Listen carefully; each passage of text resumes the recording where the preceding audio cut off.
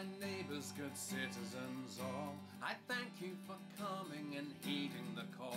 Let's rally the people and bring them all near. Sing out our songs for the whole world to hear. This is the cradle of all that we are. This is the heart of the storm. This is the ground where the future was born.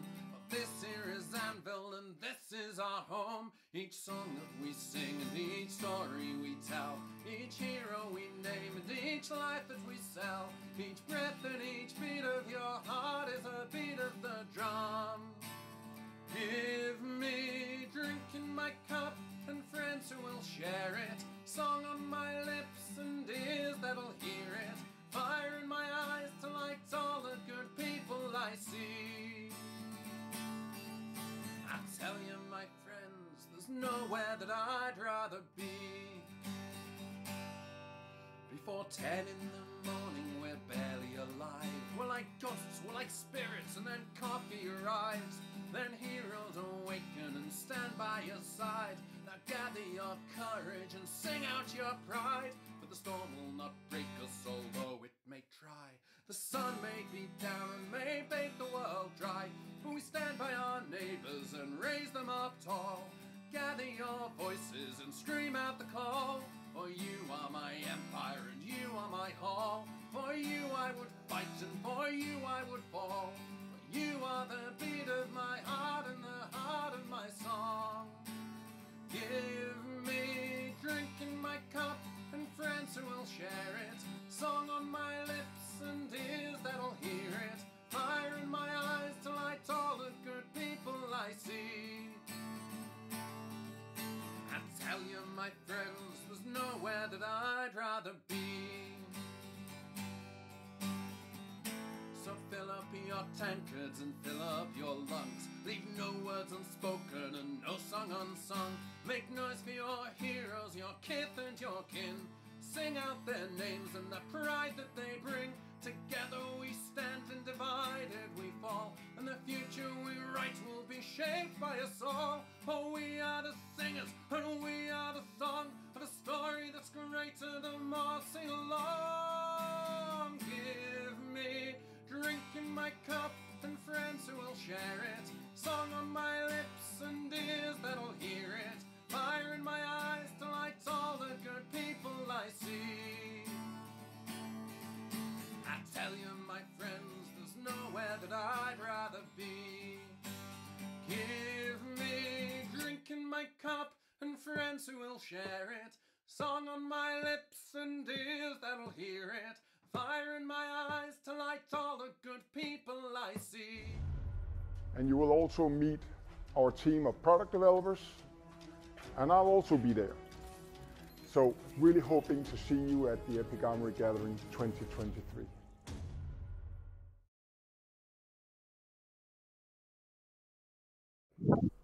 And that's hello everybody. I had an idea of how to do the intro to this, and I was thinking about it all afternoon while I was playing Baldur's Gate. And hi Kit. Yeah, I was preparing for the stream. Well remembered, mate. So I was going to sit down and read this. So the green screen's doing well. So this is a wonderful, wonderful book written by Alfred A. Wolfson. So you may recognise him, that guy. Better known as Digby. So he's on. He's what? In Pirate. Yeah, he does that. Yeah. So you could buy this on Amazon for a couple of quid. Might get him to sign it. Do you think? Because there are so many books in the field, aren't there? Yeah. Oh yeah. I bought the one from Marches as well, the Bestiary, the Bestiary, whatever it's pronounced. Oh yeah, the Bestiary. That one. I bought that book as well. I helped kickstart that one, and I just think I might take it around and get all of these people who do these books, get them to sign them, and collectors on. Yeah, exactly. I think it'll be a lot of fun, and then watch the players try to sign their character's name as well. What I'm trying to remember. Is my character literal or Can I read the title? It was back. Oh, was it backwards? Oh, of course, yeah. I flipped my screen, haven't I? Those Who Work the Land: The 3-Point Philosophy by Alfred Abelson. Backwards, because my yeah. No well. Never We might be mind. able Let's put that away. But yeah, so I was gonna see. So yeah, I've read the book out. There we go. Also, other people are a little loud, are they? Right then, let's see if I can fix that then. Let's see who's loud. Right, I'll just turn people down a little bit, and well, that's that fixed. Hopefully.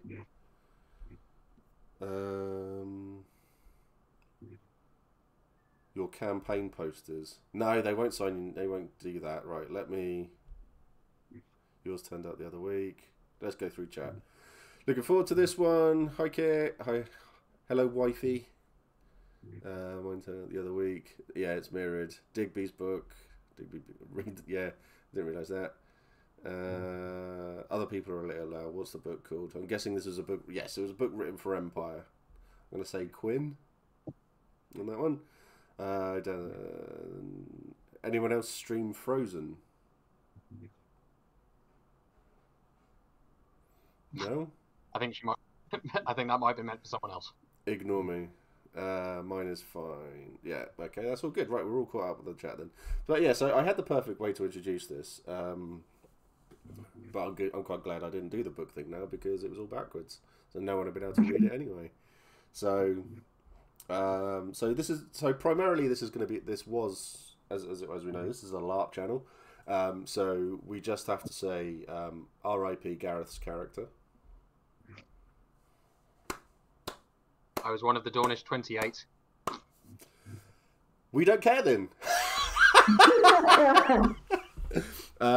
Hey Panda, how you doing? I hope you're okay. Oh damn! Well, which house are you? You're the ones right. You're on a corner, aren't you? You know, Wise Guys. We've moved a bit around this year. So at E2 we were on the exact opposite side of the Glory Square, but on the Glory Square. Our house name is House Black, where our heraldry is the blue and green with a golden fox in the middle. Yeah, we were opposite Wise Guys. House Black, yeah. Right, okay, your audio cuts out a bit. Yeah, because I realised I was up with Jess from our adventuring party. Oh yeah, I saw her very briefly once, and she did try to come and find me, but I was off doing stuff. Because I walked up into dorm. I was literally coming back from somewhere, and I saw her, and we stopped to have a nice long chat. So I walked up with her, and then we got to House Mortaire, where I had business. So they literally collared me and pulled me in, and she walked on, and I saw her literally go like 10 feet further up. Yeah, that's where we were. She was probably on her way to find me, but I think I was wandering around Anvil at that point. Yeah. Oh wow. Never mind. Yeah. So that was cool. But we're not here to talk about LARP. We're not here to talk about Empire. Well, I'm going to have a little chat with Gina about LARP later because I have an idea for something. Collaboration. That was the word. Fuck's sake. I couldn't. I was 10 minutes ago, and they're going, I can't think of the word. Ah, that's all right. Okay. Collaboration. Yeah, I've had an idea for something, and it could be quite an interesting one. So, but we'll have it later. So yeah, so we're here. So this is the third time that Gareth has been on. Fourth time that Gina's been on. Yeah, fourth. Yeah, fourth. Yeah, because I came alone to do an actual LARP talk. Yeah. Jesus Christ. I think you have been on now joint most with everyone else, with Ginny from Highguard. Ginny's awesome. Yeah, she's been on loads. But yeah, so that's where we are. So the first time we talked about Crest of Ruin and what you were doing and the directions you were looking to go in, and we got into the lore. Well, a little bit of the lore. We didn't really go too much of a deep dive into it because it hadn't even been released. I think it was released that day, wasn't it? I believe it was that evening. It was like the day before. Time, yeah. Can I get away with calling Gareth an intern on his own podcast a second time? Let's find out in tonight's stream. Okay. It would be hurtful if it wasn't so true. Well, we did discover in the second stream that Gina's the one with the talent, and I just do. I mean, that's what I'm here for. So I just, I don't know, harsh but true. So yeah, so the first time it was more of a like talking about how you got, where the idea came from, and what motivated you to do this, and all of that sort of stuff. And then the second one was we had, I can't remember their name. Robin. CL. Yeah, it was. Yeah. Yeah. It was, CL on the stream doing like a mid-season talk. Yeah, my little friend. But yeah, so that was really, really cool. So it got more involved. So we asked you a lot of questions about the lore, and you had your little Bible, not so little, and everything like that. And we were talking a lot about that sort of stuff, which was really interesting because it's like with Lord of the Rings. I love the appendices. I love reading all of those, and with the DVDs, they're a godsend because you must do the same thing that I do. So when I'm watching all 6 films, I'll watch the first. Belink has never done anything wrong a day in their life. I beg to fucking differ. Incorrect, but go on. Very incorrect. Yeah, they can keep their fucking hands to themselves. So do you so you'd watch the first, so you watch An Unexpected Journey, and then all of the appendices, then the second film and all of the appendices, and then the third film and all the. Do you go through like that? I'd love to do that if Gareth would let me. Oh, this is where I get put on blast. Yeah. He does not care for the appendices. You don't care for additional content. I know, because I've read all the information. I don't need to. There's so much more to it. Oh, Gina got some audio cut out. No, that's fine. I'm so angry. I can hide the image. I just realised I can do this. You can. Gareth, there's a thing about reading it, and then there's hearing people who know more, and like Alan Lee and John Howe, for example. Oh, yeah. My God, you remind me a bit of John Howe, to be honest. Actually, all that knowledge and stuff like that of your world. Not Lord of the Rings, because you haven't read it. Yeah, Gareth is banished to Middle-earth jail. He's in trouble at the moment. Oh, man. So how far into the stream are we? And Gareth's already in trouble? 14 minutes. Yeah, 14 minutes, 30 seconds at the moment. We've done well. So, yeah, Gareth, just sort your fucking life out, mate. That's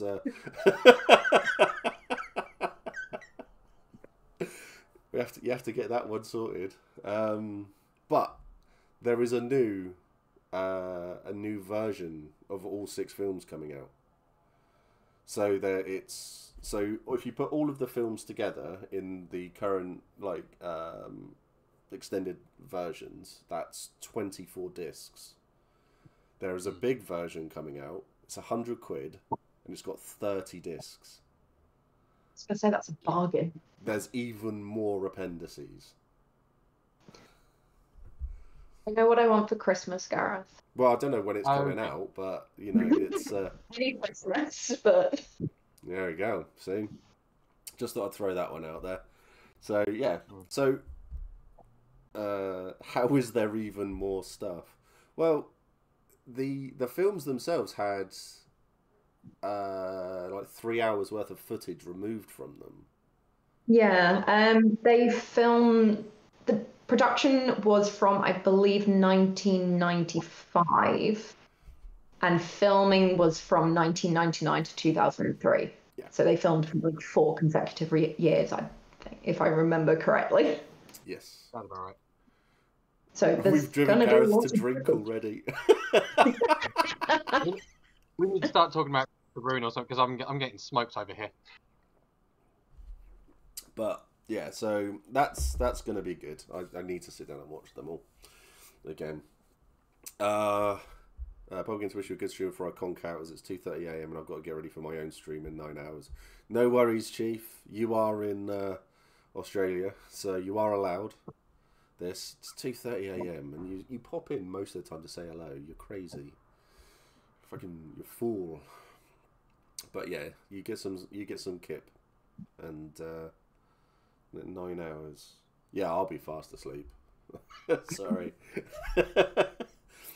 Boozer my holes, yes. So it's all finished now. Quest of Rune. Season 1 is, yes. Season 1. Where did I read that there wasn't going to be a season 2? I did an April Fool's joke on Twitter. So you're a cow. How dare you?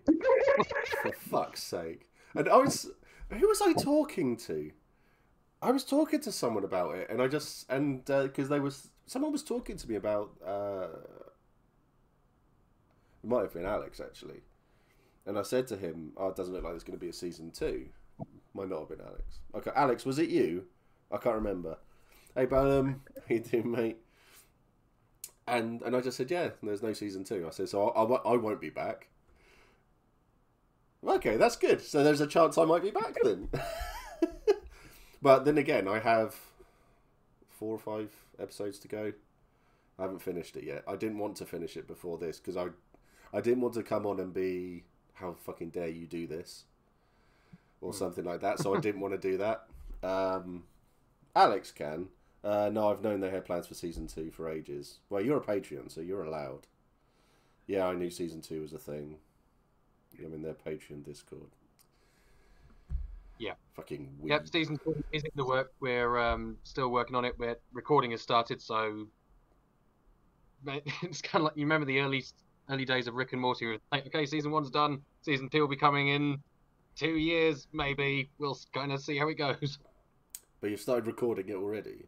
Just said We've started recording some of the stuff. Yeah, the earlier episodes.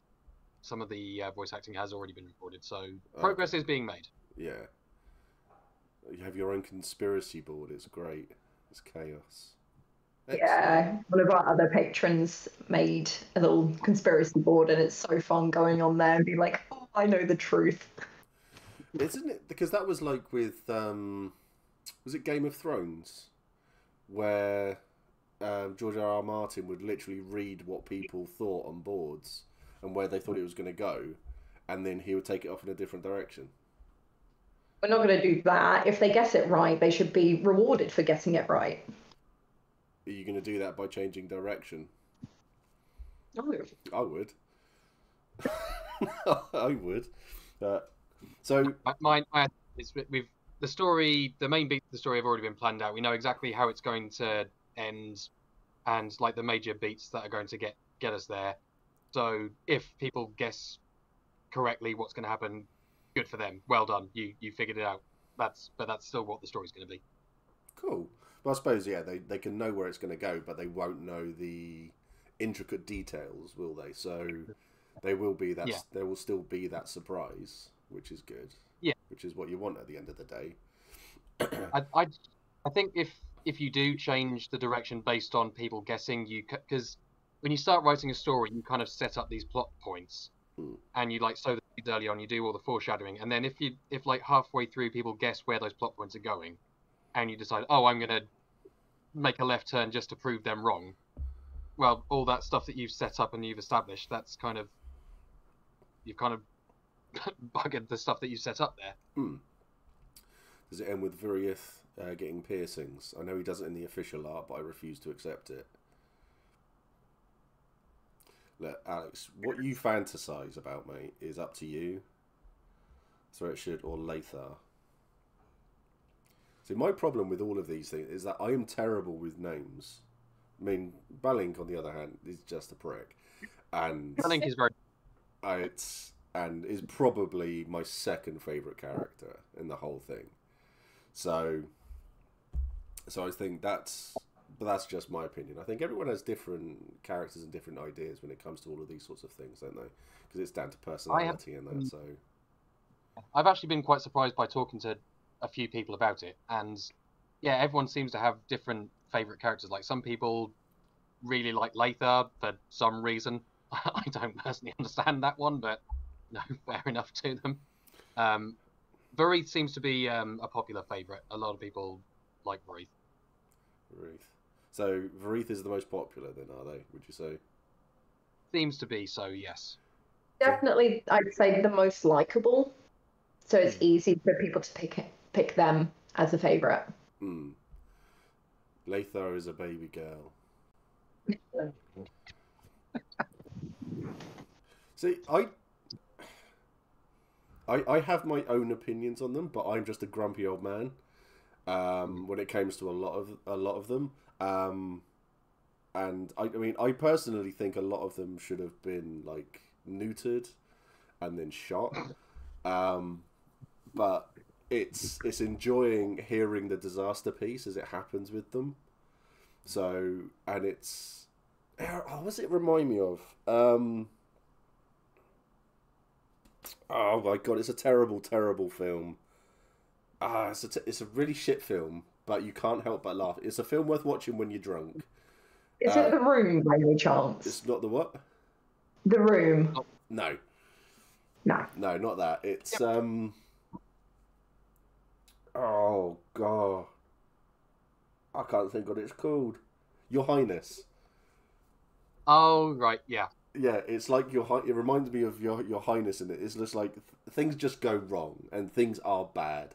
They are just bad, but they get through to the end and somehow win. And I'm just like, that's exactly where it is. So it's like, watch Your Highness. And I hate all of the characters and that, but you wanted them to succeed. You're invested in it and you want to see people get in through to the end. Your Highness has such an amazing cast for such a weird film. Never trust a man in a tunic. Yeah. Is that Land of the Lost? Yeah. But it was... I found it very interesting. Because I can see why people like characters. I can see why... Because it was... I've forgotten their name already. Varith? No. They were on the last stream. Oh. CL. Yeah. And we were talking about it all, and the whole concept of people shipping characters and stuff like that came up. And Jesus, I'm having a day. I've forgotten my character's name. Aberneth. Yeah. I'm just done for the day, I think. Thanks everyone for watching. I'm going to go to bed. It's yeah. So and because I think it's like them and Abernethy and Balink are very much. It would be hilarious if they were had separated at birth, because that's the sort of relationship I get from them. It's just like disappointed dad and annoying little shit, but would still probably do anything to help each other. That's the sort of relationship that I got from Lathar and Varith. Yes, that was who was being shipped a lot. They had enemies to lovers vibes. Yeah, that was it. I ship it. I remember that conversation on stream. Natalie Portman was the best in Your Highness. Yeah. But yeah, so I mean that was my thought on it. But I enjoy those sorts of films. I enjoy those sorts of books where you start off going, oh, you're all dicks, but then you get to the end of it and it's just like, well, they've got through. I mean, that's great. And then the Larith boat sails in season 2. Okay.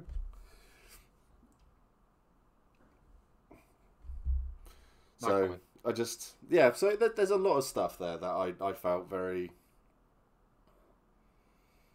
I think if they got blown up I wouldn't care until they actually got blown up and you'd go, oh shit. It was very much like that for me. But I watched I watched The Crow.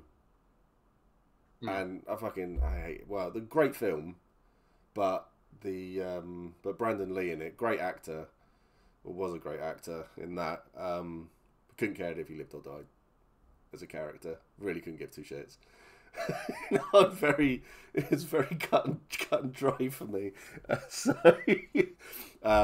But yeah, so now it's all now season 1's finished, and you've got to sit back and so who's the least popular character you've had on? Please say it's me.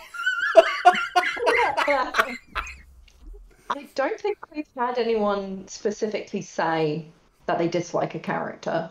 No, I don't think we've had any hated characters, because the only characters who are around enough to make like a lasting impression. Yeah.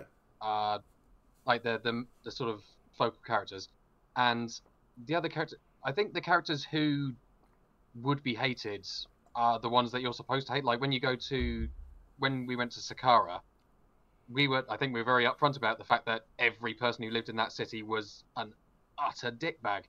So you're not supposed to like these characters. No. So yeah, I don't think we've had any characters who were like meant to be either likable or neutral, and people have said, "Oh God, I wish this character would just fuck off and never come back." Which I'm glad to say. That seems to be a good thing. The characters seem to be getting the intended reaction. Okay, well that's good. I mean, that's a sign of good writing and good editing there, then, isn't it? The vampires were dicks. Very well written, though. Excellent. Yeah. Again. On. So now it's season 1's done. I know you started season 2 and everything. So now it's all finished. When you actually finished, and the creepy child scares me. Oh God, pure nightmare fuel. Mummy went on an adventure with Daddy.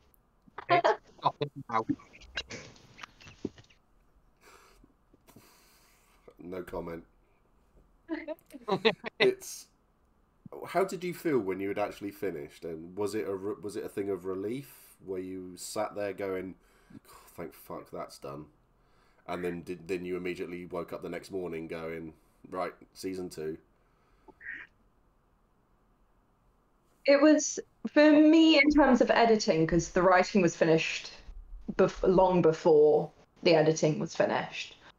It was kind of a relief because we ended up only being about 3 episodes behind. So we released episode, I think, 26, and I was only just working on the final episode. So it felt like a real time crunch for me. So to be able to have 30 done, dusted, it was a relief. Okay. And now that we know better what our work process is, we can use that to do better for season 2. So I'm not having that time crunch. Yeah. So how about for you then, Gareth? How did it all feel when that final episode was uploaded and set to release? It was definitely a high. It was definitely a high moment. I don't think I got the relief because, from my point of view, there wasn't really kind of a full stop or like an end point, because for me, it was kind of like a crossfade between season 1 and season 2. So it's like season 1 is coming to an end, but we're already working on season 2, so it's not really got a finishing point where I can just be like, okay, done, yes. finished. I definitely had a yes, cool. Season 1's in the bag, done. Yeah. Let's move on. But yeah, by that point, I was already halfway through writing season 2 and trying to get recordings done and working on other projects as well. So I didn't really have the kind of moment to stop and take a breath that I think is necessary to kind of have that feeling of relief. Yeah, I think you need to do that for yourself because the burnout is real. So I mean, Gareth has been taking the last couple of days off from anything creative. Yeah. Has it been a lot of Baldur's Gate 3? No. It's been a lot of painting. I've been painting the living room. That's been my holiday away from anything creative. Okay, that's cool. I mean, yeah, the break is definitely needed. So I'm glad you've done that for yourself at the very least. How about you, Gina? Have you taken any time to yourself away from it all? I think I did take like a week off any kind of editing because we're still producing bonus content for our patrons, which is why you should sign up to our Patreon. Plug. Plug away. I did take a week off, or like a couple of weeks where I was just not doing anything. And I actually found myself kind of bored. But I think that's also because I've set up a very particular schedule for myself for editing. So I edit every Tuesday and Thursday. Fridays I have completely off. Wednesday tends to be my chore days, and Monday tends to be admin for the house or for the podcast. Yeah. I did enjoy... So Sorry, go on. No, because I've got that schedule set up, I'm giving myself breaks already. So I'm approaching that burnout. Yeah. Yeah. I find that, you're a lot more organised than I am. Because I would just keep on going, and then I take a week off because I'm just dead. So... Yeah, as well. I'm just dumb. But at least I know I'm not on my own on that front, so this is good. And this really isn't a Gareth bashing stream, so I promise you. It's the standard for my life at this point. Oh. How I bonded with his family. Get better? I don't know what to say. Like, get good, noob. But yeah, so I mean, I'm glad to hear that you are doing that because I know a lot of. I mean, in the 3 years I've been doing this now, I've spoken to a lot of people, and you get a very public apology saying, "I'm sorry, I'm burnt out," and I just think we shouldn't be apologizing for burning out. It should become a normal thing just to say, "I'm in danger of burning out. I need to take a break." And I mean, you're obviously very lucky with your community as I am with mine because everyone's still here. Everyone's very supportive. It's so like when I was ill and that. So Alex is wonderful for it. He chucked me a message to check in. He is my second favourite bartender. He knows why. So, but he's a good lad. I've got a lot of time for Alex. So there we go. That's my one nice thing of the stream, Alex. You're welcome. So, I do know. Yes, you do. And I agree. Yeah. So when you come over to the bar, Gina, you'll meet the reason why Alex is the second best bartender because Charlie is great at her job. She's so good. So when it all sort of you did the whole thing, everything uploaded and everything. Do you ever have a time where you look back at it all and you think, right, so the numbers aren't great here. What was that episode? Or the numbers are good here. What was on that episode? And like you go through all of the analytics. Yeah. Good. Thank fuck for that. Yeah. I did at first, and I was just like, what service does this actually give? We're doing this mostly for fun. If we can reach a bigger audience and gain from it, that would be fantastic. Yeah. But it is primarily a passion project. Yeah. So as it should be. Yeah.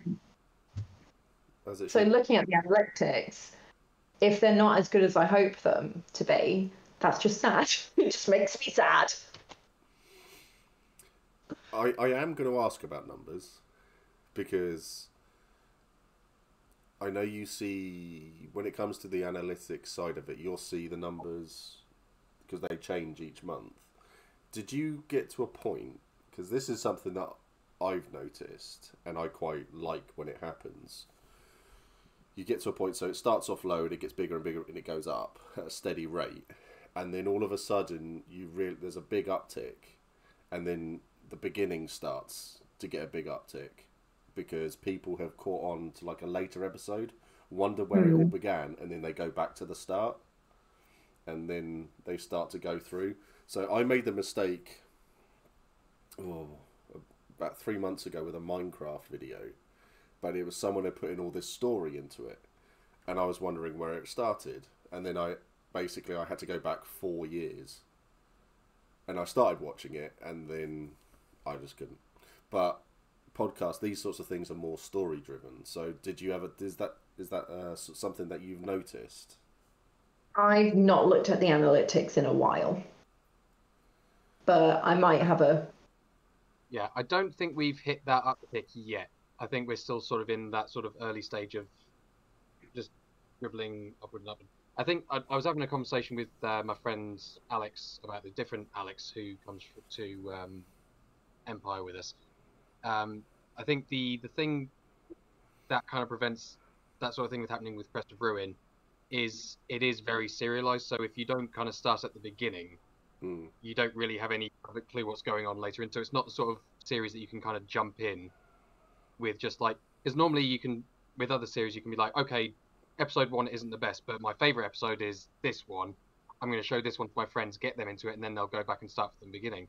But you can't really do that with Crest of Ruin, I don't think, because if you just like come in halfway, there's a bunch of like stuff that you kind of need to have heard already to understand what's going on. Yeah. We do have another project that we're looking to drop later this year, which is a lot more episodic. Okay. So I think that thing will work a lot more with that sort of model, because that is the sort of thing that can be like, you can listen to any of the episodes in this coming up series, because each episode is just a story by itself. So you can just drop in and listen to any of these episodes, and you won't have to have heard anything beforehand to get what's going on. Yeah. So you said that you're working on a lot of new projects, and what else is it you're working on then? So you've said this episodic one. So what's this one about, or can't you say, or can you say? Sure. Good. Yeah, we're looking to drop it later this year. So this one is going to be called The Pensive Tower. The sort of setup, I don't know if you or anyone watching has listened to the Magnus archives, but it's similar in setup to that, in that there's an organization which basically takes in statements from people who've had strange encounters or things happen to them, and they come in and donate their stories to this organization. The Magnus Archives was very much focused on like horror and fear and that sort of stuff. Pensive Tower is much more focused on fantasy, so it's like people in this fantasy world, weird things happen, they come in, make their donation of what the story that's happened to them, and each episode is just a story that's taken place in this world. And I play the kind of librarian of this tower who's kind of cataloging and organizing these stories. So each episode is just basically me reading the story. Okay, that's cool. So Alex has listened to them. He's put in a quote, "Apologies for the deception, John." Means nothing to me, I'm afraid. I am illiterate. It's but from what you're saying there, it reminds me of what's that game series that's out at the moment? So it's like you get things like The Quarry, and which are it's a narrative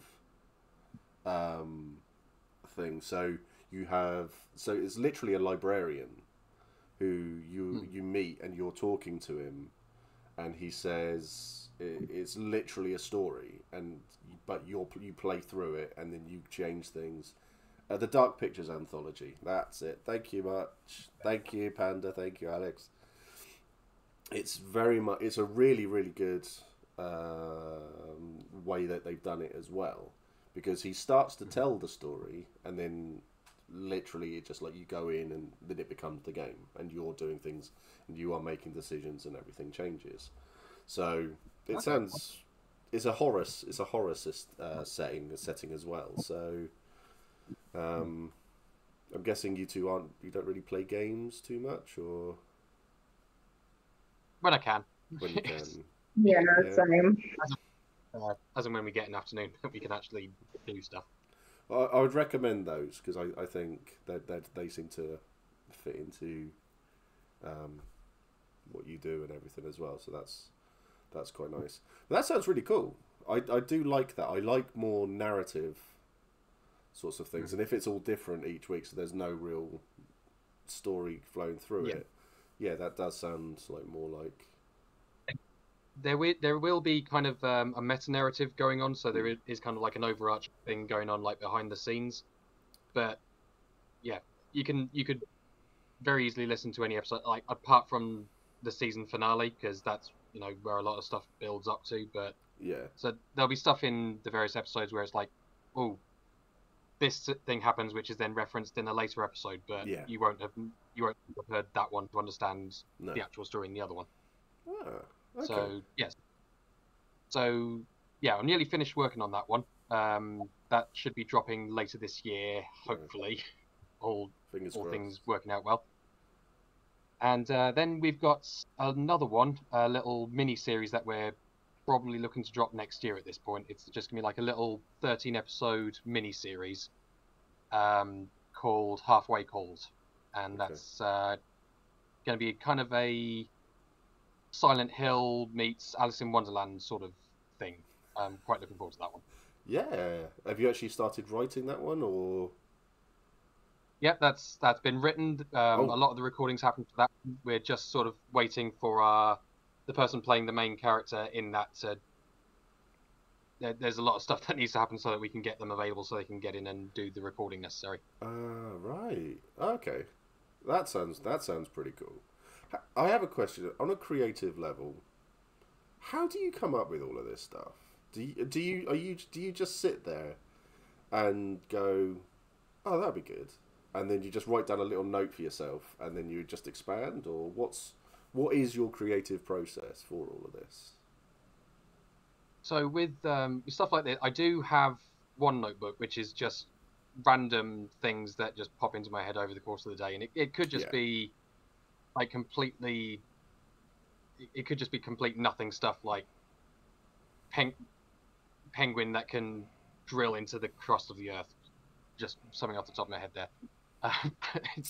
But I'll just write as much stuff down as I can, and then later on I can just like go through just like, no, that's crap, that's shit, that doesn't mean anything, I don't know what I was thinking there. But every now and again I'll come back to something and think, okay, that's something that I can potentially do something with.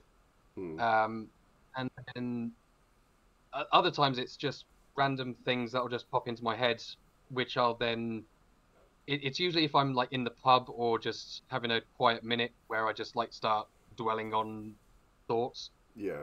And my mind will then just go on kind of runaway train of thought. There's some Patreon exclusive stuff that I'm working on now. It's a short story I wrote a while back, and the way I came up with the story for that one, it's kind of a standard. This reality isn't the real reality. There's a real world, and this is the artificial. It's kind of like the sort of Matrix sort of setup.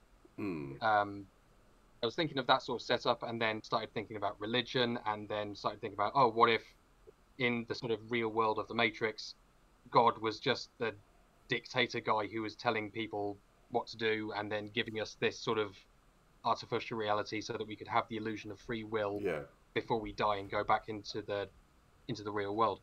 Yeah. And then just started plowing along with that, and then that turned into a story. That's cool. That's cool. I like that one. That's a really good one. Other gods are available.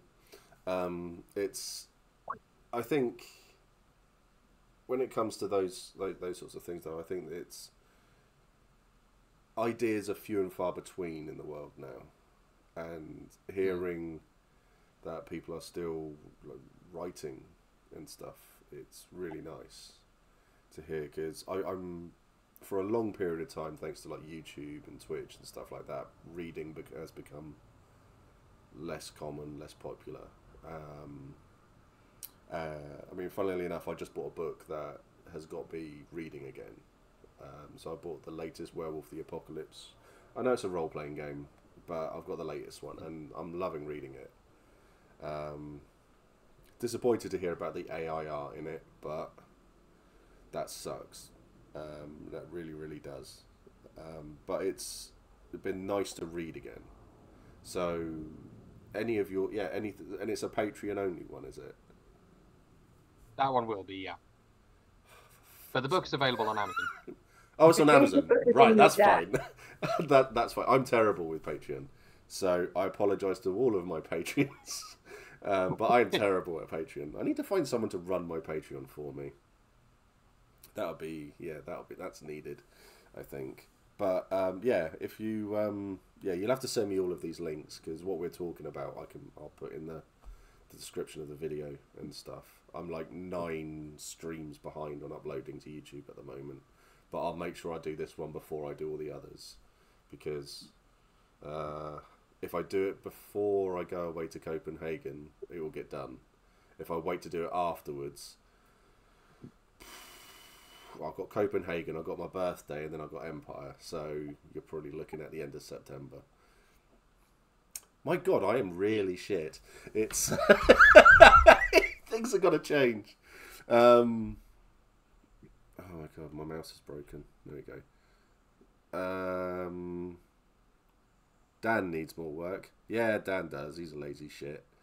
Oh yeah, talking of reading has reminded me that you wanted me to send you the name of that Viking fantasy book we talked about the last time I was on the stream.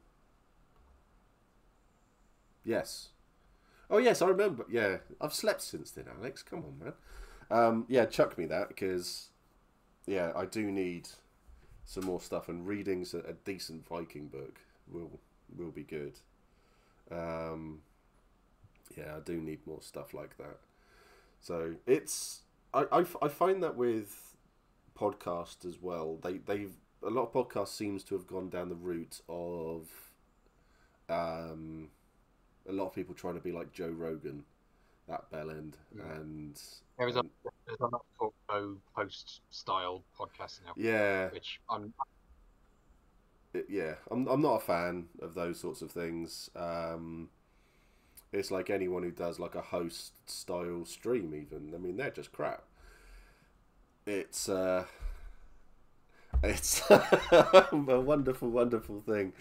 But I'm going to put you into like into your like realms of fantasy and your dreams and goals and stuff like that. Where would you love to see Scroll and Dagger in, say, like 5 years' time? What is your dream with it? Where, if it was a perfect world, where would you be? If so, in a perfect world, in 5 years, it would be amazing if Scroll and Dagger had like achieved the sort of levels of subscribers that would allow at least one, but ideally both of us, to at least work part-time, so that we could focus more on this. Because I find a lot of the stuff that's holding me back on the creative stuff now is just there aren't enough hours in the day to put the work in. So like all the ideas are there, I've got all the stuff that's ready to go, but I just don't have enough time in between waking up and then going to work to do it all. No. So being able to like cut back on my hours at work so that I can put more time into the podcast, into my writing, into the novel that I God knows how long now, and into like other projects that I'm on, would be phenomenal. Okay, I mean, yeah, I think that's the dream for everyone, isn't it? I mean, I'd love to do this full time, make this my job. So when it comes, so Gina, when it comes to the voice acting, because I know you're looking at doing that, how has that work been for you? Because it's hobby. Right. It's very infrequent. But I have been in a couple of podcasts and a couple of other audio dramas. So I did a voice for The Lost Power, which is like an urban fantasy. Right. Yeah, it's an urban fantasy. I don't know the full story because I don't really get time to listen. I don't get time to listen to podcasts. No. And I was cast recently in another, again, urban fantasy called Hexpress Hotline, which is like a relationship hotline where, you know, you've had a bad breakup with someone and you want someone else to curse them. That's epic. Oh Yeah. my god, was that. So, I think I saw something with you on Twitter today. yeah, I retweeted. I realized that they'd announced the cast, so I retweeted me. Yes, yeah. So it's because I every time I see anybody put up something to say that they're looking for voice actors, I always try to tag you in it Yeah. because doing any of this is hard work, and so My demo reel on a few times I've sent in auditions, but I don't always hear back, which is fair. If they get a lot of people applying, I can't expect them to apply to every single one. see, I think we should. I think it's common courtesy. Just go. Yeah. Nah. So, yeah. I think if they don't do it, we should set them on fire. That seems to have been my go-to today. Threatening to set a lot of people on fire today, especially where my wife works as well. Bunch of cunts. They don't know who I'm talking about, so it's fine, and they don't watch this. But I think anytime you apply for anything like that, it should always be, yeah. Thank you for putting in the time and effort to contact us, but we're not. We've got someone for the role, and I think that was sorry, hun.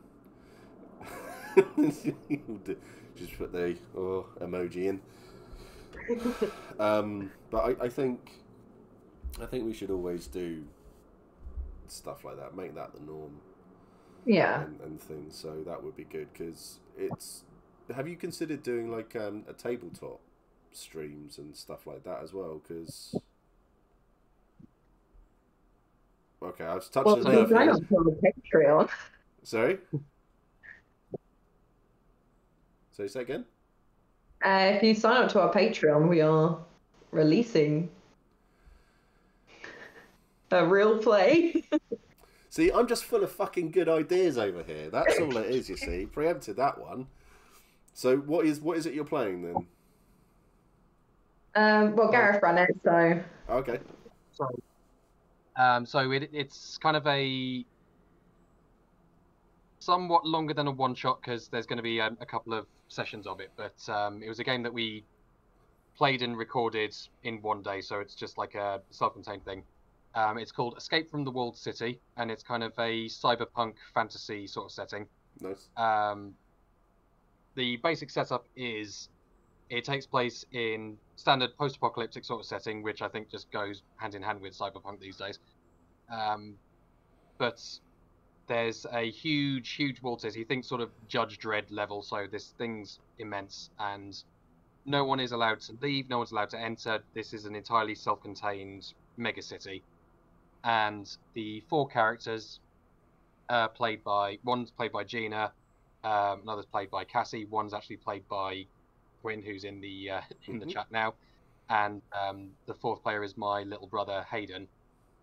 They all play characters who, for one reason or another, are trying to get out of the city. So there's various reasons. So it's revenge, or Gina's character was falsely accused of murder and is now trying to go on the run.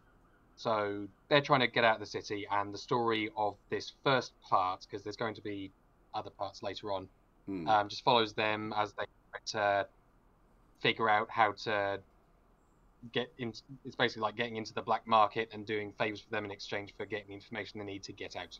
Nice. Okay. So is this on a system that you've made up yourself, is it, or?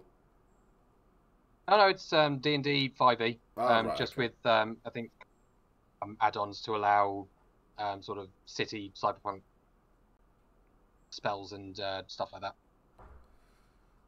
I so want to listen as I forgot what happens, but I don't want to hear my voice. Welcome to the club. On that one, I don't know anybody who likes the sound of their own voice. Yeah. It's Imagine the hell. Pensive Tower is entirely just me talking, and I'm the one editing that one, so it is just me spending hours and hours listening to my own voice, and it is hellish. I can imagine. Yeah, I couldn't do that. I couldn't. I mean, the small amounts of video I have edited and put out, I've hated because it's my voice, and I've got loads of stuff to edit at the moment, and it's all in a pile on my hard drive, and I struggle with editing. I really do struggle with it. I don't have the patience for it. So I think this was something that we touched on last time, actually, because I remember saying to Gina that it was very much I can't do it. I don't have the patience for editing, and yeah, so anyone who does it, so you two editing your own stuff and that, I've got all the respect in the world for you two, because it's brutal. Honestly, it just becomes, for me, I'm able to just dissociate that from myself. Okay. Do you want to edit all of my stuff as well? Because if you can do that, you can. Find the time, sure. I just can't. I can't. It's horrible. How do you find listening to your own voice? I mean, if you're able to disassociate and you don't care, then that's wonderful. It's just kind of practice, because I used to do YouTube videos where I would do vlogs and I would do let's plays. So that is just my own voice, and to get through it, you just have to get used to it. And I'm sure Gareth is going through that process. He still hates it, but you will get to the point where you just. It's like a trick. The way I've kind of view it is like it's like fighting a difficult boss in Dark Souls. You just have to keep running into it over and over again. Eventually, you just become dead to it, and you just break through that brick wall. Yeah. Yeah, I'll have to sit down and do it. Alex asked, how many seasons of Crest of Ruin are we planning, or you planning? It's not we. I'm not fucking involved. There are going to be 3 seasons. Yeah, there you go. Latin choral music plays while editing. You're editing? What are you editing, Panda? Do you want to do all of my videos for me, Panda? I'd love you forever. There might be sweets involved, I don't know. Absolutely not. Excellent choice. What the correct answer on that one. Oh dear, oh dear. Yeah, it's I struggle with it, but I'll have to take your advice. Just sit down, do it. I want to still like you. Okay, that's fair point. Fair point. I mean, I hate me when I've done any editing at all. So, but it's it's an odd one. So Gina, for yourself then, where do you 5 years time? Where would you love to see all of this? I think mine's slightly different from Gareth's vision, because A, he's more the creative, and B, I have a career that I'm aiming to achieve. Because I work in pharmacy, and in the next few months I should be starting the course for the next level up. Excellent. And that's going to take 2 years for me to complete anyway. So I wouldn't want to necessarily work full time on Scroll and Dagger, but if we could get to a point where I do have more time and I feel like in the evenings, I can have that time to myself or my own projects, and then maybe I can make more LARP content. Funny story, that. I think for us to be in a position where we can hire someone to do the job for her. Yeah. It's Dolly subscribed 18 months. Just got home, my sexy boy. I hope you are well. I'm good, Dolly. I'm good, mate. I hope filming was all right today. But yeah, I'm good. I'm good. Thank you for subbing. Really appreciate it, buddy.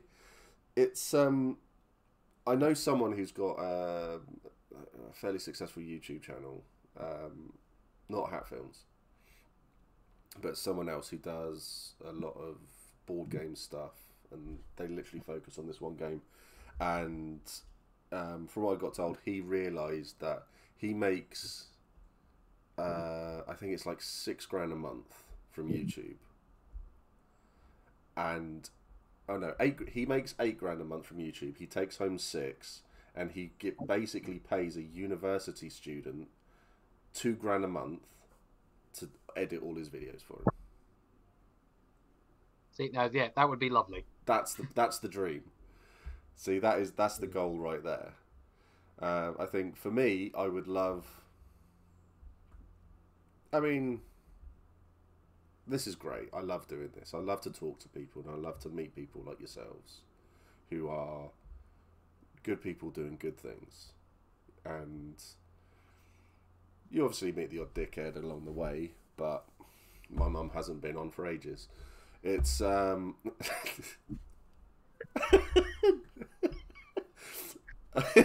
sorry, I love my mum. I'll learn to edit anything for $2,000 a month. I know, right? And your mum is a saint. I know. I love my mum. But anything like that would be grand. It would be absolutely wonderful to earn. I still remember. This is a question. Do Spotify pay you for putting stuff out? We don't qualify to monetize our podcast. I've never, because I haven't looked into it. I think I've uploaded one bit of audio from a stream once. We use a podcast distributor called Acast. So they kind of, we put in, we make the feeds and we put it in and it distributes it for us. So I don't have to do one for Apple Podcasts, one for iTunes, one for Google Podcasts, one for Spotify, one for blah, blah, blah, blah. It does it automatically. And we would have to monetize through that. But to be eligible for monetization, we have to have, I think it's like a minimum of several thousand views per month or listens. And we don't get enough last time I checked. Okay. No, we don't get anywhere near yet. Is it building up? It's building up though, compared to. Yeah. Again, I've not looked at the analytics in a while. No, that's fine. But as long as it's building up, that's the main thing there, isn't it? It's a case of because I've never looked into what they ask for monetization wise and everything. So I mean, I think the biggest surprise for me was when we started seeing Gina saw it, but just reported it to me. Just seeing people in other Discord channels commenting that they found something because they'd listened to Quest of Ruin, and these were people who we had no idea who they were. But they were saying, "Oh yeah, I found because I listened to this other podcast called Quest of Ruin," and that was very exciting to hear. I mean, Gina was excited when we found that out that she nearly caused me to crap a car. That's really cool. I love that. I love it when you hear things like that, because I see on Twitter that I get like notifications from like podcasts and stuff like that, and it says, "Oh, have you tried this one out?" And I saw one the other day, which was yours, which was very cool. I think you might have been tagged in it. I can't remember. I think your Spotify was tagged in it. It was linked, so that was pretty cool to watch. So that was very, very good. So I like to see that sort of stuff. But as I was saying to Gareth before this and everything, I need to sort out how to do the whole supporting people, because I know I talk about it. I've said it, so chat will know and that stuff. I've got a lot of I get a lot of abuse for doing this, and it's bizarre. I don't get it. So I was just going to cut myself off completely and say fuck you to everybody who. But it's the wrong way to do it. So I'm basically going to kill people with kindness, unless they come to my face and say this shit, in which case I'll break their legs. But that's by the by.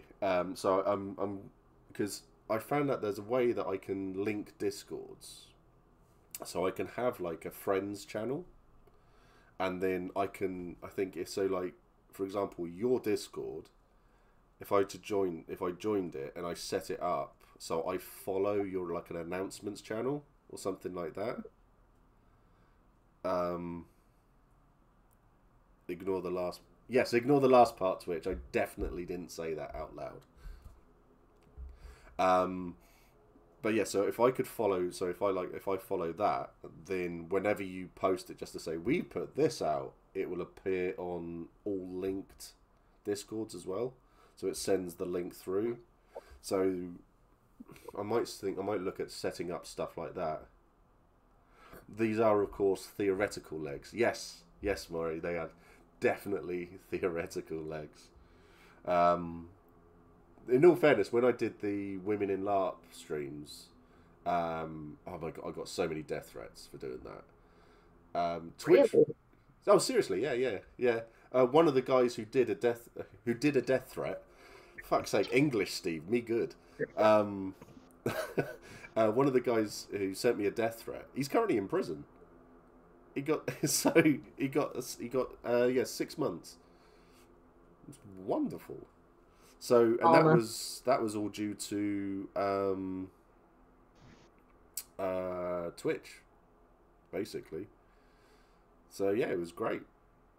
So stuff like that does happen, but I'm very much along the line of if stuff needs to be called out, I'm happy to call it out. Yeah. So, and because women want to LARP, how dare they? Basically, that was his like, fucking grow up. Excuse me for wanting to play pretend. I know, right? Me want to go play War in Field. That's literally, and it's like speaking to people who I used to serve with and stuff like that, and trying to explain LARP to them. I was like, it's essentially what we used to do on exercise. On a military exercise, you are running around, the guns aren't firing, you're firing blanks, and you're pretending to lie down and get hurt. You're LARPing. You are literally LARPing. Yeah. It's bizarre, but people are weird. But yeah, I think I might look at getting something like that set up as a nice central hub. So anything that you put out, so like, I think if you release an episode of something into it, it will appear. If you promote your Patreon, it will appear as well. And I think that's a good way to start for a lot of people. So kill them with kindness. Put stuff out there. Yeah. And I think that'll be. Well, I'll have to have a look at getting that set up and how people actually do get that set up as well. So because I'm just a bit of an idiot when it comes to this sort of stuff, and I just have to ask everybody. But yeah, so there is that sort of stuff as well. But I'm pleased to hear about the tabletop stuff though. That's great. Is that just a Patreon only thing, or is that going to be going onto YouTube, or where's that ending up? That will be getting a public release a little way down the line. We're releasing it early on Patreon, and then we'll probably let it out on the podcast feed and on YouTube in a few months or so. That's cool, because I can't get my head behind Critical Role because it's more of an acting thing. So it'd be nice to actually hear people playing the games, probably because Digby's started one as well where he plays D&D. He's more of a chemist in that than anything, and because I really struggle with the whole thing anyway, because I need some sort of something visual. So but what he's done I can actually listen to, not live half the time, but I put the VODs on and I have a little catch up of it and stuff like that, especially now they've fixed their audio stuff. But no, that's really cool. I'm really pleased to hear that. So you've got these little projects that you're working on at the moment. Little, that was so condescending, I'm sorry. Fucking hell. I don't know what's so wrong good. with I me knew what you today. meant. So you've got these projects that you're working on at the moment. You've got these little projects you're working on at the moment. So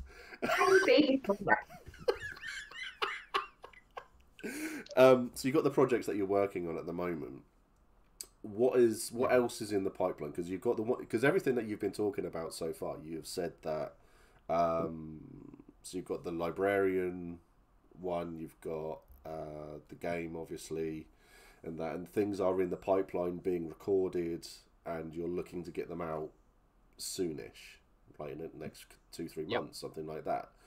What is in the pipeline? What's in your notepad that you're thinking, right, I want to do this. This has to get done, and this has to get done. What's next, apart from season 2? Okay, so total list of, you want the total list of projects? That's fine. I can do that. So yeah, so season 2 of Quest of Ruin is in the writing early stages of recording stage. Pensive Tower, nearly finished recording and editing that together. So yeah, like I say, should be looking at getting that released later this year. I think probably October, November sort of time is when that'll probably come out. Yep. Really, I'd like them to re-release. Then Halfway Calls, hopefully next year, depending on when we can get that recorded. Right. That's the mini series, which is like the Alice in Wonderland, Silent Hill sort of thing. That I'm quite looking forward to. I've actually started working on a second series of that one, which is going to be probably either later next year or the year after that. Okay. So those are the kind of podcast projects at the moment. I've started working on a novel. That's probably not going to be finished anytime soon. No. No, Okay. but so that's being planned, and I've started writing that. And the other project that I'm currently working on is a trading card game. Ooh, that's interesting. Can you talk about that? Sure, I don't mind talking about it. So the idea Is for the this card all game under Scroll? This is all under the Scroll and Dagger sort of umbrella, isn't it? So, well, I'm going to be hoping to like sell that, or I pitch the card game to like a proper distributor, because I don't think we have the channels for printing and distributing a full-on trading card game. So that will probably not be a Scroll and Dagger thing. That might just be writing for this thing distributed by someone else. I think I know someone who could help. Okay, I'm not going to turn my nose up at that. That would be awesome. I'll have to put something out because they'll have to remind me that they do it. Basically. Oh my god, I'm coming across like I'm some fucking old man. But yeah, I definitely know I've spoken to someone about something like that because that's what they do. Yeah, I'll have to have a look and I'll pass them on. So yeah, cool. That would be awesome. If so, that'd be amazing. But yeah, so the kind of origin point of this was when I was talking with I think I was actually talking with CL about this, because we were talking about Magic the Gathering, and he was telling me that there's all this lore and fluff for Magic the Gathering, but you don't really see any of it in the card game. So like, there's the card game, and we're told that this character and these things are happening, but if you just play the card game, you have no way of knowing anything that's going down. I remembered an old web series I watched like 10 years ago called The Gamer's Hands of Fate, where they had a card game which was more the sort of thing that I would like to see, which was like, it was a living card game where the characters and stuff in the game were affected by the lore and what the players did with those like expansion packs and how the story of this card game progressed. And I remember thinking, this is awesome. I'd love for a card game like this to actually exist. This would be amazing. Yeah, there's some like rough plans for something. And then my friend Will sent me this video about a card game that was out in the 90s called Legend of the Five Rings. Yes. Which was, I'm pretty sure, a big source of inspiration for this Fate card game they had in the web series. Yeah. Which was that. It was all this stuff which was happening in the game, a bunch of different victory conditions and characters which were affected by things that happened in the game and tournaments. And I just remember watching this video and thinking, this sounds fucking awesome. I want to do this. I want to make a game like this, but different sort of setting, different sort of rules and stuff. But I would love to create something which had this sort of interactive storytelling going on. So, and yeah, for the past few weeks, I've been putting together factions and victory conditions and talking with a few different people about different sort of inspiration for these factions and how different things can affect other things. I've just been, and then making up different cards and characters, which I'm now kind of working on with pen and blank trading card things, just to have a sort of prototype in place. Yeah. So yeah, that's kind of what I've been working on at the moment, and if possible, I would love to be able to talk to a distributor and make this an actual thing, because if anything, I think that would just so cool to have out. Yeah, because the person they're either a distributor, or there was someone who has made these games and have had it put out. So they'll, I mean, either way, it's someone who will be able to point you in the right directions for things. Well, So, I know more about it than I do. Plus. yeah. Banner said, there's a series I haven't heard of in a long time. See, I remember the card game. Yeah, Gamers, yeah. And I mean, I remember the Legend of Five Rings. I remember the card game. So, yeah. Yeah, because I'm old, basically. It's, yeah. So, yeah, that sucks. But that was really cool, because there was a vampire one as well. Vampire the Masquerade one from early 2000s, maybe mid-2000s something. But I can't remember what it was called. It was Vampire the Masquerade something. But that had very much a... it was more about combat. But things... Yeah, it was a little bit story-driven as well, because there's so much lore surrounding Vampire the Masquerade. It's unbelievable, basically. So, yeah, but that's really cool to hear that there's all this. So, is there anything else?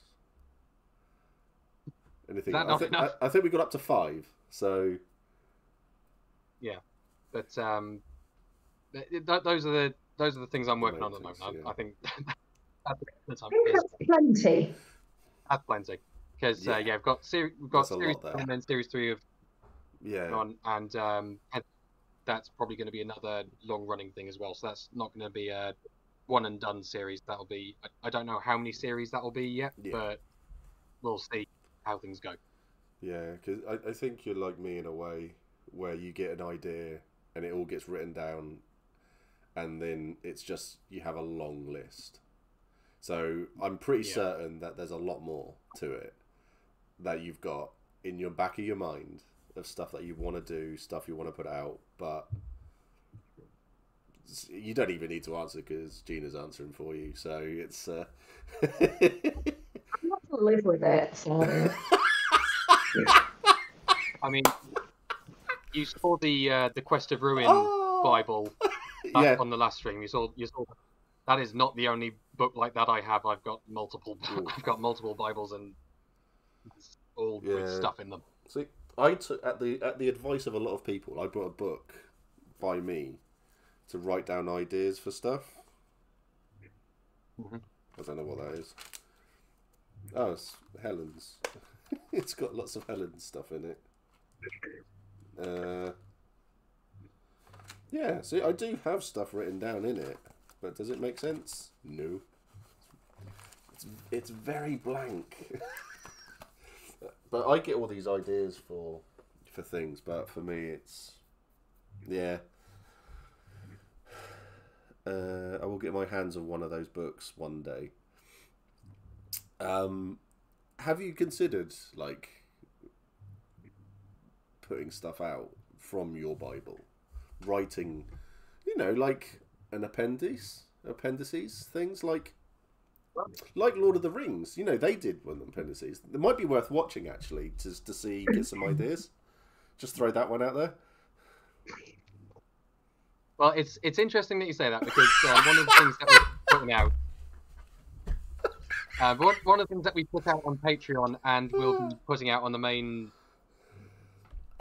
podcast feed over the next few months is a lore series about the stuff in Quest of Ruin that's not necessarily in the story, but is kind of back. So there is kind of an appendix coming out. Yeah. Okay, that's good. That's good. Give us the Quest of Ruin Silmarillion. Don't encourage him. Yeah.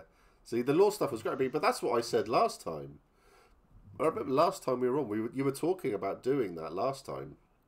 Because I remember saying that all the lore is phenomenal. The stuff that you have got. Full timeline. Ooh. So just starts there, and then it's. I think Alex just jizzed in his pants.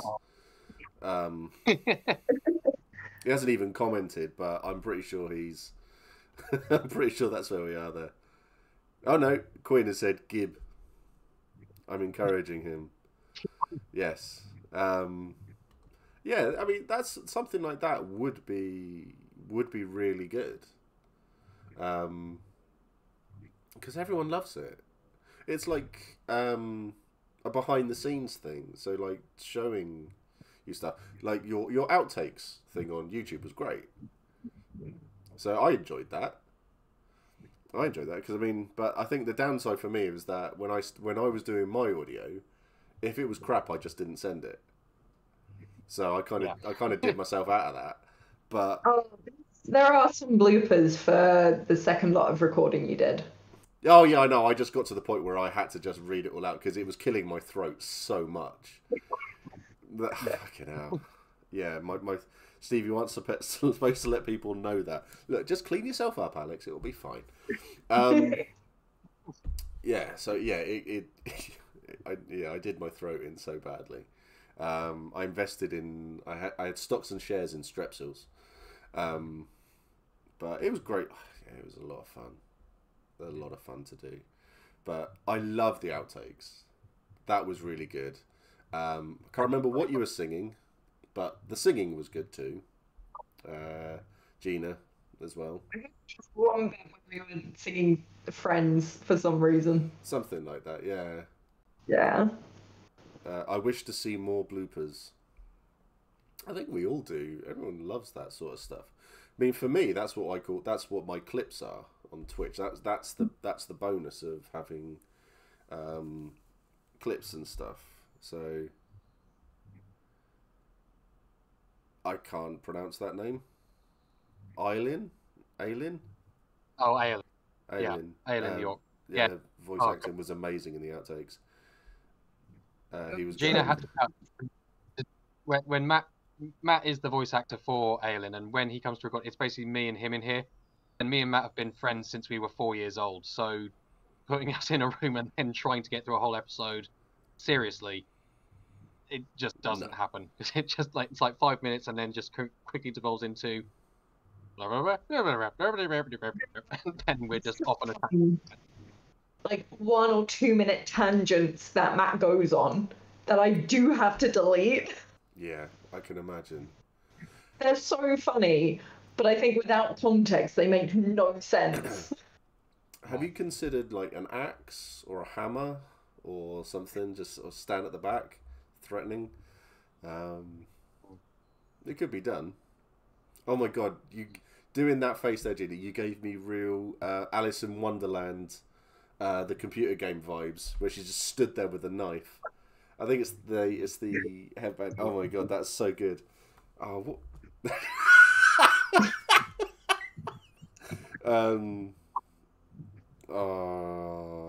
See, I have to find it now because it's gonna do my Madness Returns. Yeah. Benefit of anyone who cares. There probably won't be any bloopers for Pensive Tower because that's just me talking and all the outtakes are just me just going yeah blah blah, which it's funny the first couple of times, but for a whole blooper reel is just gonna stop being funny very quickly.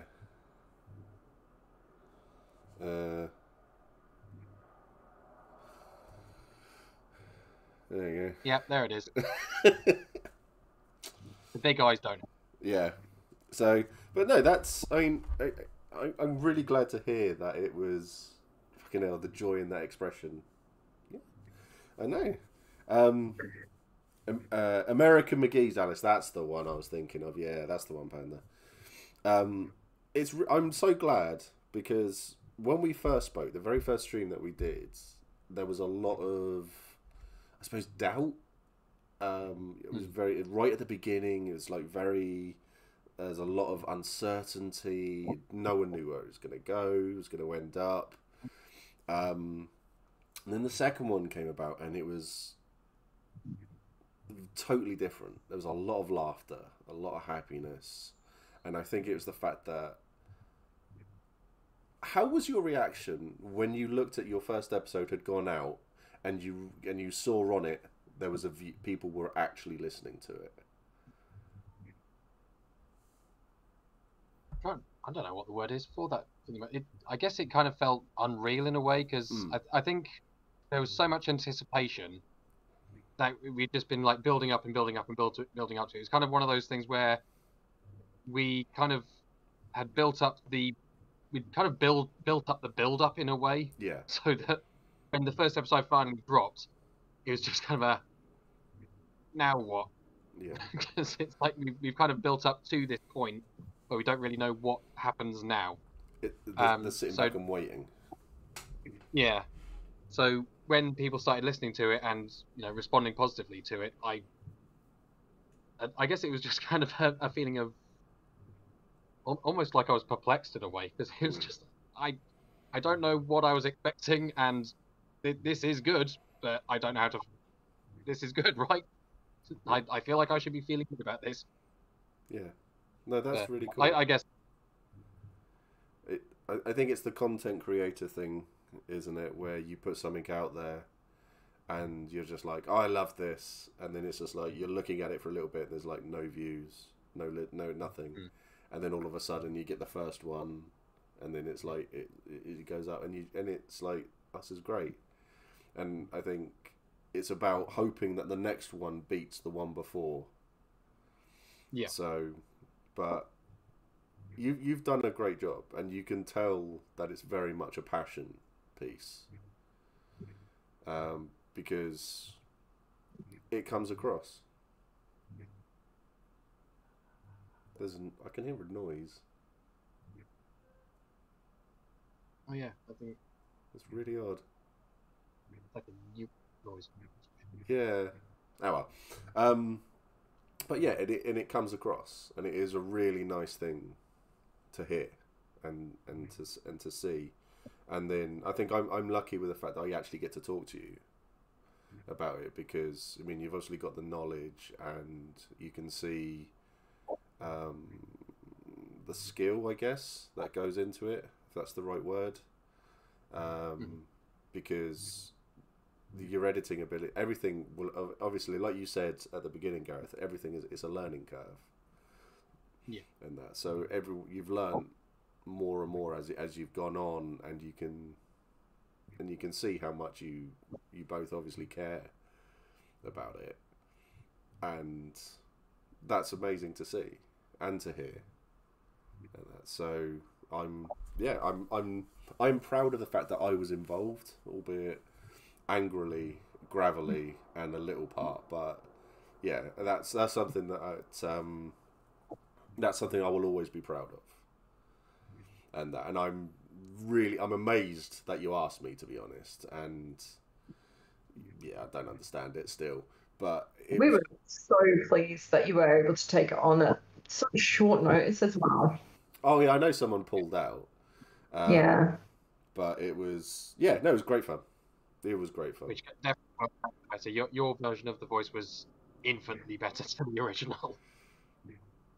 Well, for fuck's sake, English. It helps being a grumpy old shit. So it's But yeah, I do keep looking at stuff, trying to see what people think of him as well. But I don't see anything. I don't see anything at all. I'm just. I mean, chat have made it clear they're Team Belling, so it's. I mean, it's difficult to say that chat are wrong, but you're fucking wrong. It's just no. It's been wonderful, and another 2 seasons of it. Binksy for the win. Can we block them? Ban them? I don't know. Just. No. If it helps, one of the cast, Will, who plays the player by the same name, he absolutely hates bullying as well. So you're not alone on that one. I don't hate them. It's like they're my child, and I'm just really disappointed in them. And they keep trying to steal my shit. It's I mean, but I will say, I think one of my favourite things that I read, that Gatling gun was just chef's kiss. That was brilliantly done and brilliantly put out. So yeah, very happy with that one. Is that the you haven't? Is that the episode that you were in? Because I think we've had two big machine gun type. Yes. So Yeah. you haven't heard, I was in, yeah. you haven't Sorry? the actual episode yet. No, I haven't heard the actual So- episode yet. No. It was just reading it, because when I got to the actual part and I read it, you do that stop and take. It's like okay, so this is after this. This is like, I've just pulled out a Gatling gun. Why is there a Gatling gun here?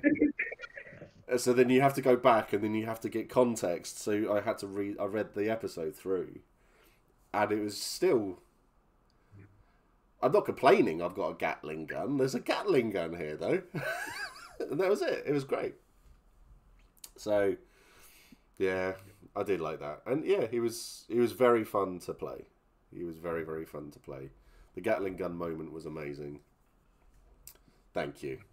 It took a few times to get it right in the episode as well, to get the right kind of putting sound. together the Gatling gun.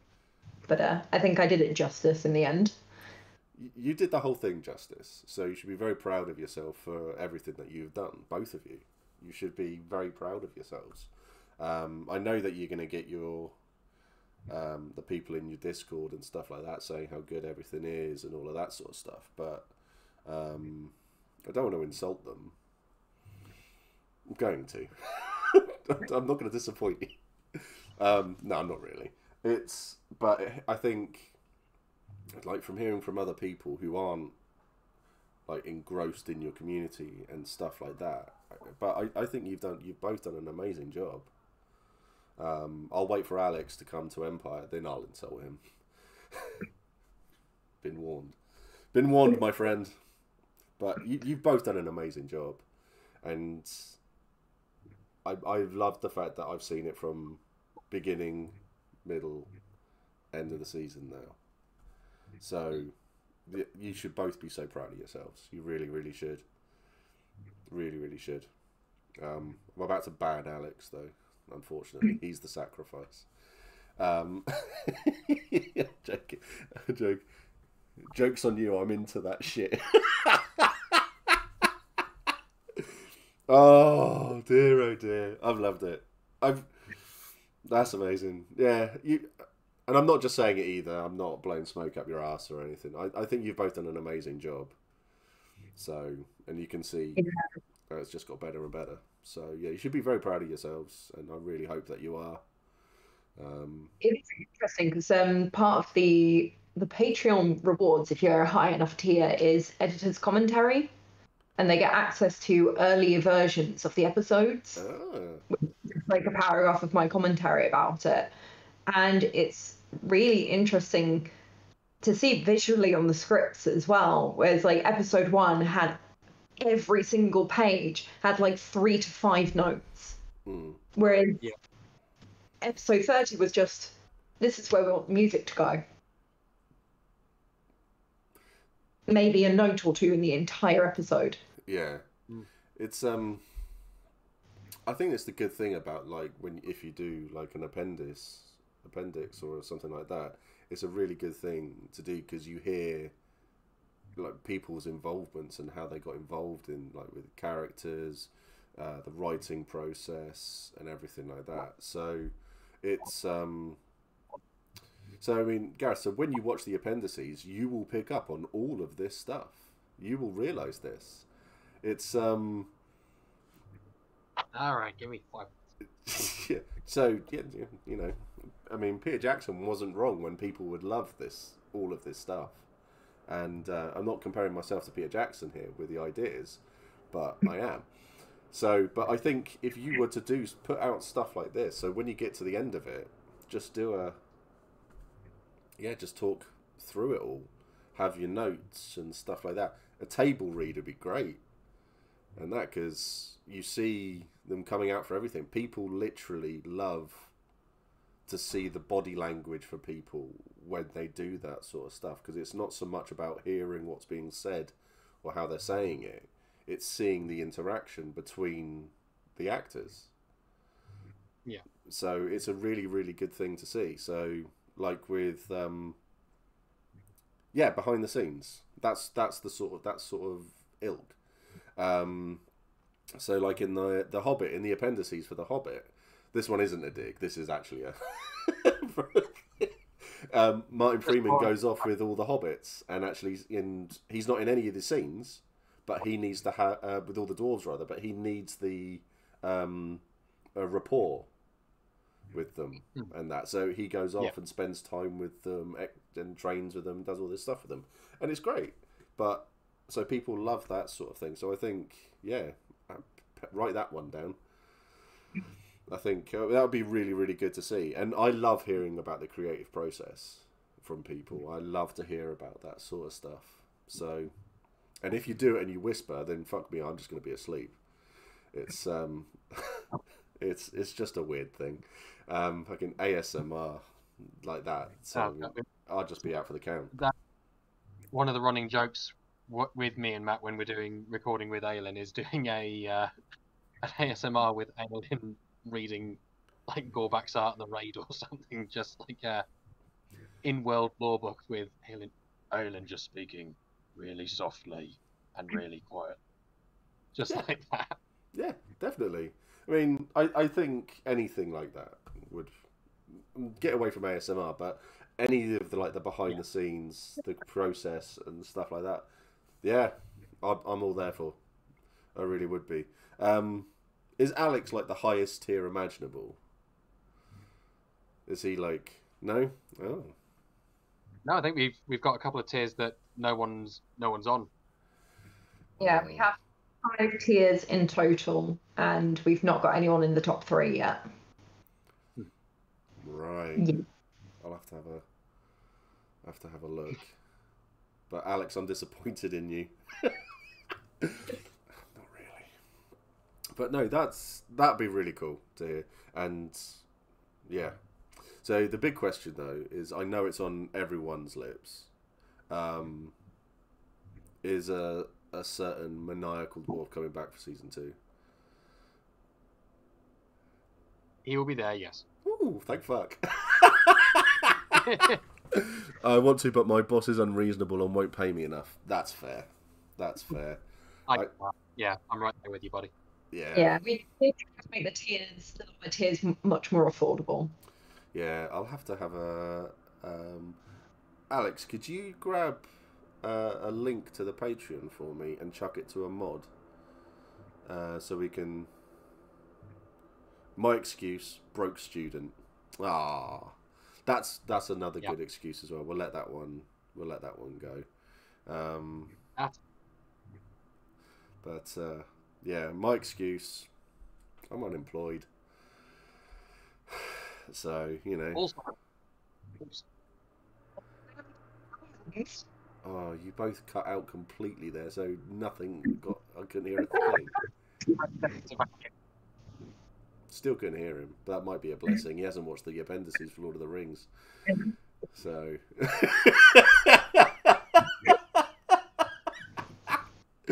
Oh dear.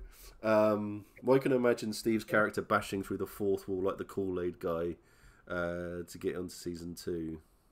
Which mods are on today? So Panda is on. Helen is on. So yeah, if you click on the people on, you'll see Non-Panda and Phil H001. I would say message to me, but I don't know how I'd get it. I think I've turned off messages actually, so. But yeah, chuck it to one of those two so we can put the Patreon in. There you go. There's Helen. So, and then we'll put the Patreon out there, and then obviously when I put it up, we'll have all the links to, well, everything. That's going to be the best. Oh, there we go. Thank you very much. Patreon, Score and Dagger. Chucked it to both. She beat me. See, I want to have a look now.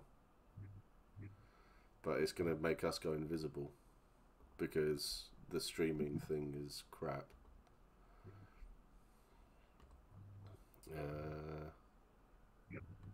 Star Scout, Stripe, Techno Wizard. That's cool. Space Paladin. Cyber Librarian. Nice. Yeah, I think I'll have to. There. Huh? I just said we came up with those names like I think a year and a half, 2 years ago when we were planning for the Patreon, and I just realised Cybrarian rather than Cyber Librarian. It was right doesn't there. fit with the scheme. Cybrarian. Yeah, Cybrarian works though. That is cool. But yeah, so that. Ooh, not that. Come on, mouse, work with me. Be better than my English today. Let's see if I can. That works as well. That should work. Also, being a Star Scout makes me feel like I'm a Sailor Moon character, and I like it. See, that's where we fucked up. We made the lower tier one sound too cool. That's it. That's literally it. It's your fault. But yeah, we'll have to get something. Get this all sorted. I'll get this. I'll set this to download tonight when we're done, and then I'll upload it tomorrow. Yeah, when I've put down Baldur's Gate 3. Nice. I'm like 80 hours into it. It's ridiculous. Way too much. Could be worse. It could be like my 7 days to die hours. That's like nearly 3,000. It's fucking ridiculous. Wow. There's something wrong with me. But yeah, I think... I don't know, what's the next step then? Because obviously it's finished now for season 1. Who is your favourite companion and why is it Karlach, Steve? How do you know these things? She's a big red tiefling barbarian. Is very much my jam. Yeah, but thank you, Alex. Yes, it is Karlach. So what is next then? What do we do? Because obviously Clifford, the big red tiefling. I'm 26 hours in and just left the first area. Yeah, I'm in the second area now. It's because I want to do something, because I'm loving being here through your journey and chatting shit and laughing at Gareth. I mean, it's all it motivates everyone, I feel. Yeah, it's a good time. Yeah, because after every single stream we've gone, right, this is what we'll do next, and I feel like we're at a point now where we're going, well, what do we do next? Because I mean, what we can do, so.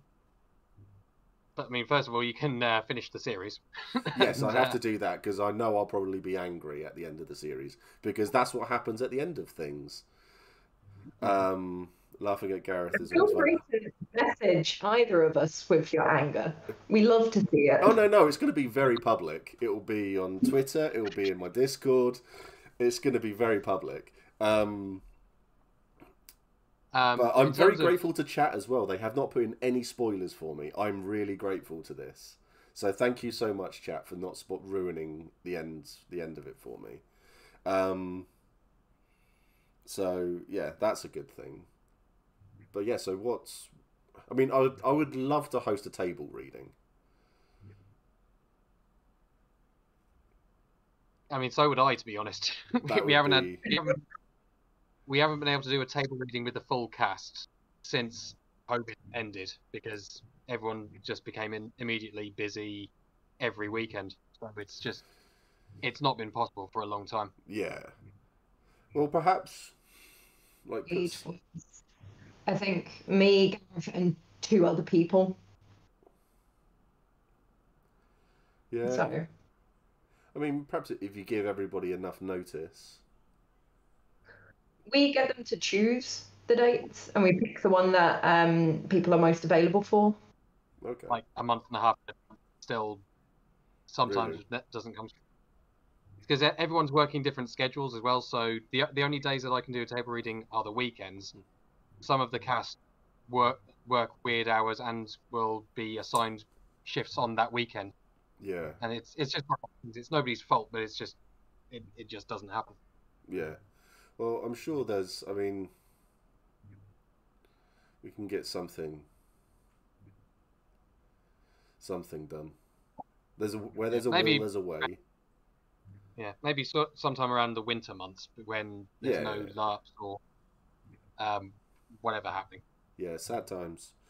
Yeah. Perhaps if we'll have a look at something for like December sort of time, and then yeah, just put it to everybody and see when everyone's free. I think early December is probably best because getting closer to Christmas and New Year's, that's when everyone starts to go away.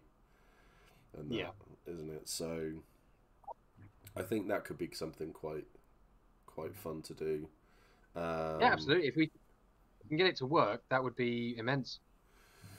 Yeah. I think if we set up a Discord chat or something and get everyone onto it, and then I'll start harassing people. I'm good at that. I'm great at that. Yeah, just don't ask me to do anything else. And then if we can get everybody together, then we can get it all. Yeah, make something big of it. Because I think there are a couple of people in chat there who would love to see that. Alex has to go and change his pants first, though. And then So yeah, we'll have a look at getting something like that done.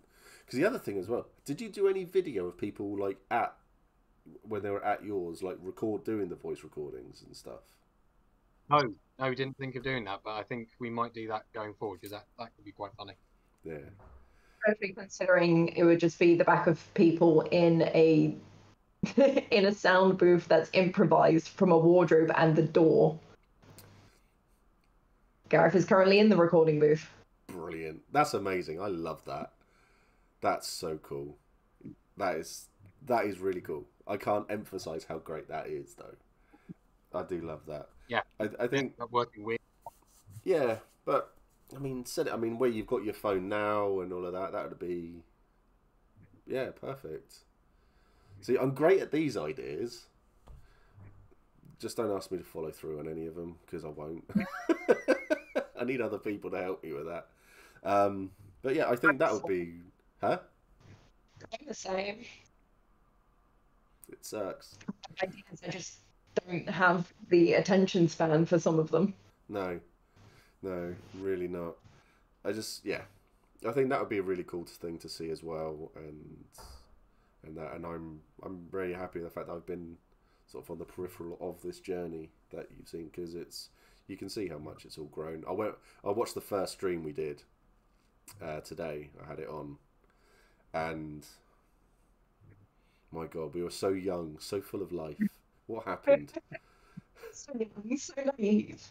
I had hair. No, I didn't. But it's. I'm a different hair color. I'm pretty sure. Yes, I think you did. I think it was darker. Yeah, but still, I think something like that would be really cool to do and be involved in, and just have it there, and then do an entire episode. Doesn't have to be a new one. Could be an old one. Could be something, and then just have people there do the thing, talk, laugh, encourage people to bring wine. Do the season finale, because that's main cast only. It doesn't have a bunch of extras. Once you get around to listening to it, there will be no spoilers. Yeah, this is true. Yeah, that's true. I can't push this until I've finished it. Another option is we could do the season 2 first episode, like the premiere, because Steve's in that one as well. Oh, Abney. So okay. that could work as well. No. Yeah, I mean, either or. Yeah, I mean, I'd leave it up to you. I would just be happy to host it, and obviously you can stream it all out, and then, yeah, I'll give you the VOD, so then you can do what you will with it. Awesome. Yeah, then I'll. I don't think I can. Oh, I don't know. I'm thinking now that's a bad place to be. But yeah, so I think we'll make that our next goal. We'll do a cast. We'll get everybody involved, and we'll do a cast read, a table read for everyone, and I'll force the issue because I'm good at that. Yeah, sounds. Thinking. Why would you do that to yourself? Thinking. Yes, thank you, Esme. I do appreciate it. Yes, but I know what you mean. Sorry, Gareth. What did you say? Another thing we can do. Just to say, before Pensive Tower launches, we can do a pre-launch for that one as well, if you like. I am more than happy to help you out in any way that you want.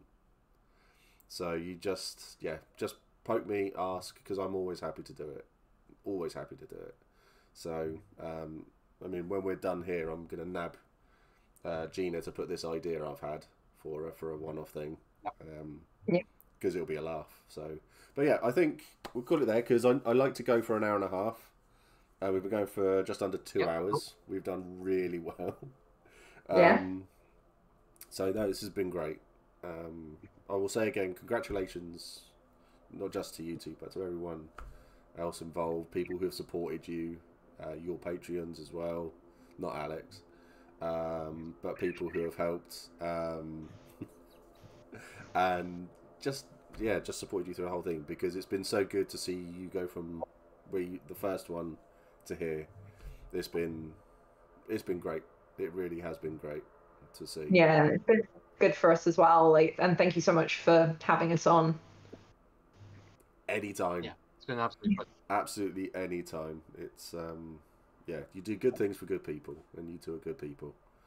So, wow, Gareth's all right. He needs to watch the appendices though first. Then he'll be better. And then you'll be good people. At the moment, you're just meh. You're there. But I'm all... I seriously, so well done. Congratulations to both of you. Congratulations to everyone in chat as well. You put up with my voice yet again. Well done, you. But so I'm not going to raid anyone because I can't be asked. That means looking at things. I'll click on it. See who's streaming, if anyone I know. No, can't be bothered. No, so I'm just going to end it. Thank you for coming on. Love your voice, Steve. Thank you, Alex. Thank you both of you for coming on. And the next time will be either a solo release thing for the Pensive. I've forgotten already. My God, I'm so shit at this. Yeah. Pensive Tower. Yeah. I remember the important word. We'll try and grab you at some point over the long weekend for that quick chat, matey. Yes, Bolum. No worries, bud. No worries. I will be about. Tomorrow will probably be best for me. But yeah, that's really, really cool. So that's episode 3 done. Yep. So this, and people who noticed, this one actually had a big red 3 on it as well. So, but still. Anyway, everyone in chat, look after yourselves. Take care of yourselves. Have a good weekend. Stay safe. And I'll speak to you all soon. Gareth, Gina, thank you so much for coming on. Thank you. You have a good evening. Thank you. And and we'll go from there. And then hopefully this all continues. Night, everyone. Yeah. Take care, everyone. Look after yourselves. Bye. Bye.